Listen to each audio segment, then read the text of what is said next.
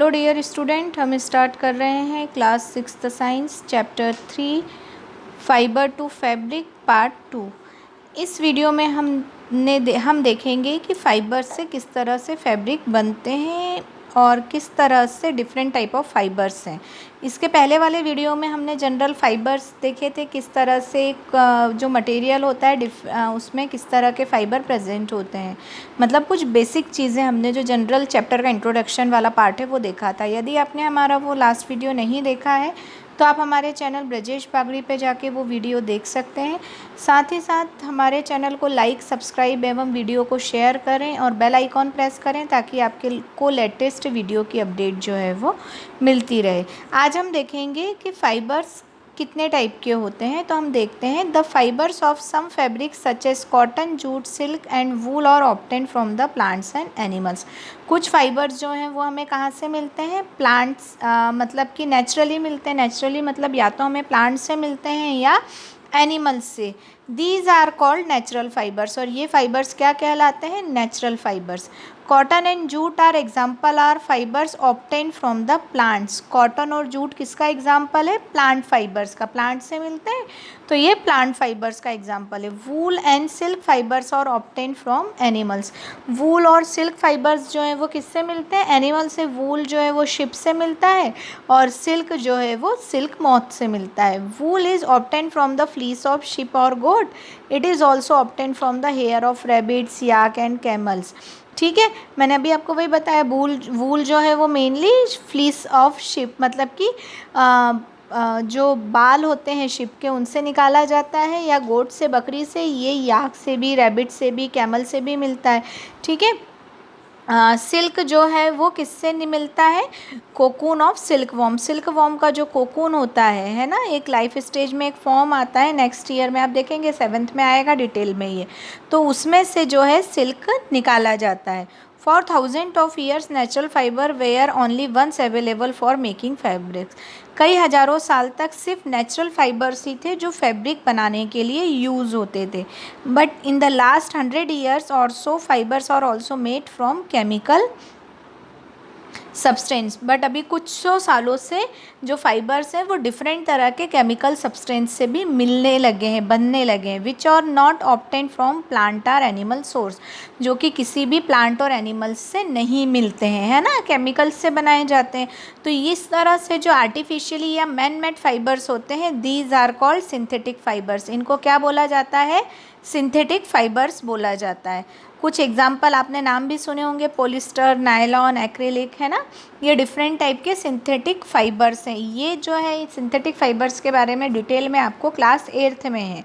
ठीक है, आर्टिफिशियल किस तरह से फाइबर्स, डिफरेंट प्लास्टिक्स वगैरह के बारे में, और उसमें जो है ये सब आपको डिटेल में आएगा। अभी सिर्फ आप ये नाम याद रख लीजिए, पॉलिस्टर, नायलॉन, एक्रिलिक, रेयॉन, है ना, ये कुछ सिंथेटिक फाइबर्स के नाम है।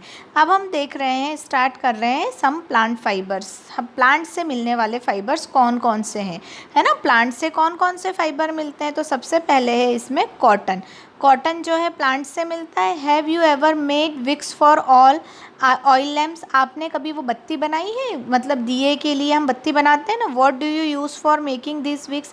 उस बत्ती को बनाने के लिए किसका यूज़ किया जाता है? This cotton wool is also used for filling mattress, quilts और पिलो। यही जो कॉटन है, आपने देखा होगा घर में जो गादी वगैरह भराती है, पिलोस, तकिए वगैरह भरते हैं, है ना, तो ये सब जो है रजाई वगैरह भरने में इसी का यूज़ किया जाता है। Take some cotton wool. कुछ कॉटन लेना है, pull it apart and look at its edges. What do you observe? The small thin strand for you see are made up of cotton fibres. आप यदि उसको अलग अलग करोगे तो आपको छोटे छोटे से फाइबर्स जो हैं वो दिखाई देंगे। Where does this cotton wool come from. ये कहाँ से आता है? It is grown in the field. ये कहाँ? खेतों में पैदा होता है। कॉटन जो है खेतों में लगाया जाता है। Cotton plants are usually grown at places having black soil and warm climate. Cotton जो है जनरली वहाँ लगाया जाता है जहाँ की मिट्टी का रंग काला हो और जो गर्म हो एरिया, मतलब जो क्लाइमेट हो वहाँ का गर्म हो। Can you name some state और our country where cotton is grown. आप बता सकते हैं कंट्री हमारे देश में कहाँ कहाँ होता है? तो मेनली महाराष्ट्र में होता है, मध्य प्रदेश में भी होता है कॉटन, है ना, तो ये कुछ कंट्री है जहाँ पर मेनली कॉटन ग्रोथ किया जाता है। The fruit of cotton plant जिसे कॉटन बॉल्स कहते हैं are about the size of lemon, लगभग कितने बड़े होते हैं, एक लेमन के बराबर, जितना बड़ा नींबू होता है ना उतने बड़े बड़े होते हैं। और जैसे ही ये मैच्योर होते हैं ये बस्ट हो जाते हैं। The balls burst open and seeds cover with cotton fibres can be seen. और देखिए ये बस्ट हो गए इस तरह से, और अब ये जो कॉटन फाइबर दिख रहा है इसके अंदर जो है सीड्स रहते हैं, ठीक है, इसके अंदर क्या मिलेंगे, सीड्स मिलते हैं।